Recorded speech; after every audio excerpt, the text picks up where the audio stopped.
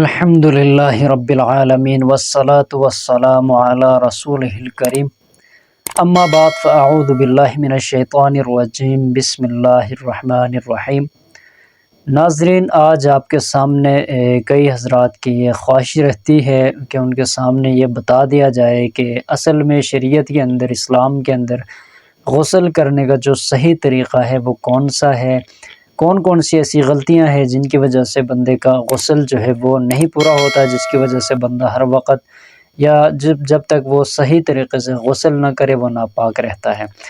الیاذ باللہ، اللہ پاک ہم سب کے حفاظت فرمائے۔ دین جو ہے یہ سیکھنے کا نام ہے، دین ہر وقت سیکھتے رہنا چاہیے۔ اللہ کے رسول صلی اللہ علیہ وسلم نے ارشاد فرمایا ہے، مفہوم ہے حدیث کا، کہ علم حاصل کرو ماں کی گود سے لے کر قبر تک۔ تو یہ علم حاصل کرنا ہر مومن مرد عورت پر فرض ہے، اس کو سیکھنا چاہیے۔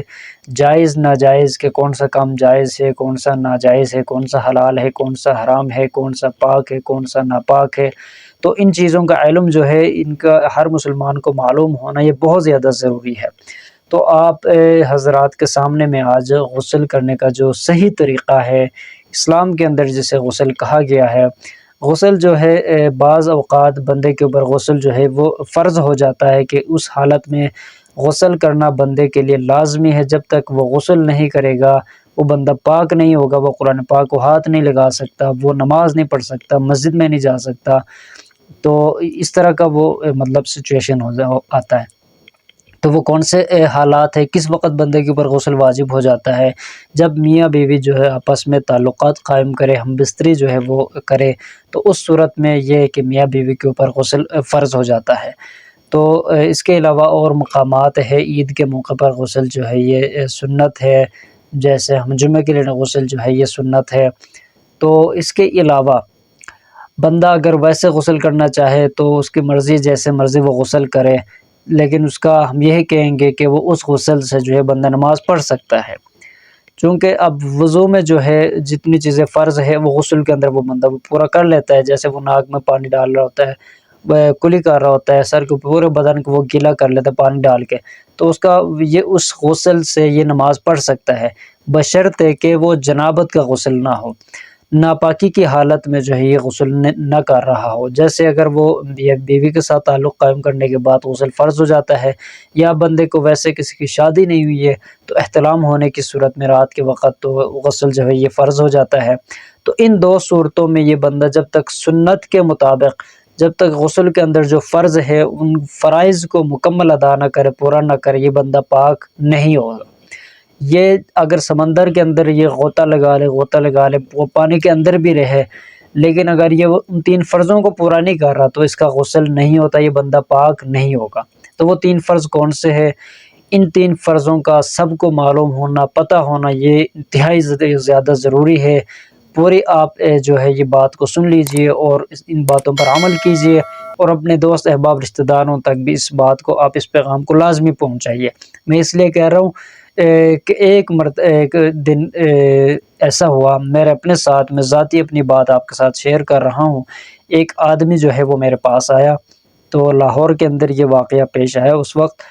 تو آ کر مجھے کہنے لگا، پہلے میں بتاؤں کہ آدمی کوئی بڑا چھوٹا لڑکا نہیں تھا، وہ ماشاءاللہ بڑا، اس کے بال بچے بھی ہوں گے، تو اس کی داڑھی تو نہیں تھی، خیر وہ کلین شیو تھا، لیکن جو داڑھی کے بال تھے وہ بالکل سفید ہو چکے تھے۔ اب یہاں سے اندازہ لگا لیجئے۔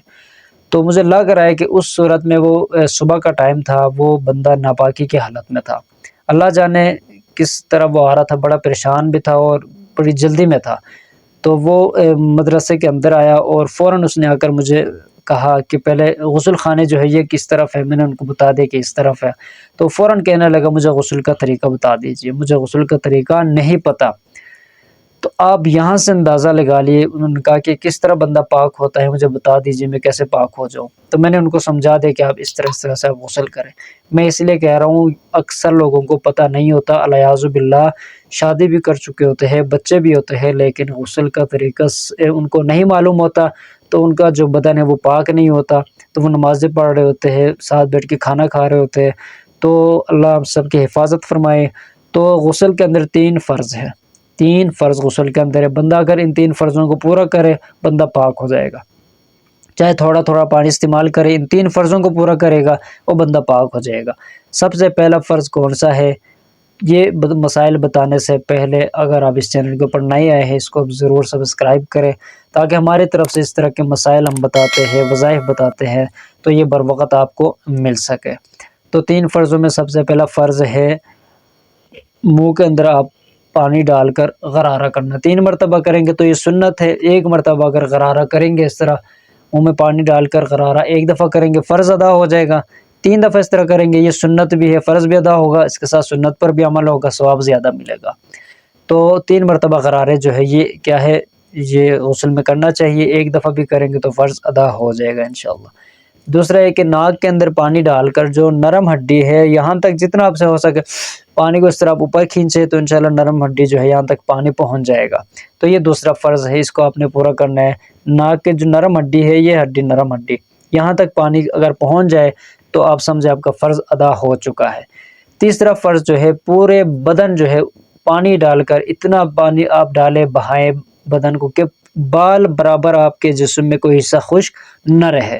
آپ کے بغلوں کے نیچے اکثر یہاں پانی نہیں پہنچ جاتا تو یہ بال خشک رہ جاتے ہیں، یہاں آپ اچھی طرح پانی لگائے، پانی پہنچائیے، ناف کے اندر پانی پہنچائیے، کانوں کے اندر پانی پہنچائیے۔ آپ اگر بال آپ کے لمبے لمبے بڑے ہیں تو بالوں کو اچھی طرح سے آپ پانی پہنچائیے۔ تو اور آپ نے جو پاؤں کے جو ناخن ہیں ان کے اندر اگر بڑے بڑے ہیں، اگر انگلیوں کے اندر آپ پانی پہنچائیے تو غرض آپ کے جسم میں کوئی حصہ خشک نہ رہے، پانی آپ ہر جگہ پہنچائیے، تو آپ کا فرض ادا ہو چکے ہیں، 3 فرائض جو ہے پورے ہو چکے ہیں، آپ بالکل پاک ہو چکے ہیں۔ اب صابن لگانا، شیمپو لگانا، تولیہ استعمال کرنا یہ کسی فرض سنت میں شامل نہیں ہے۔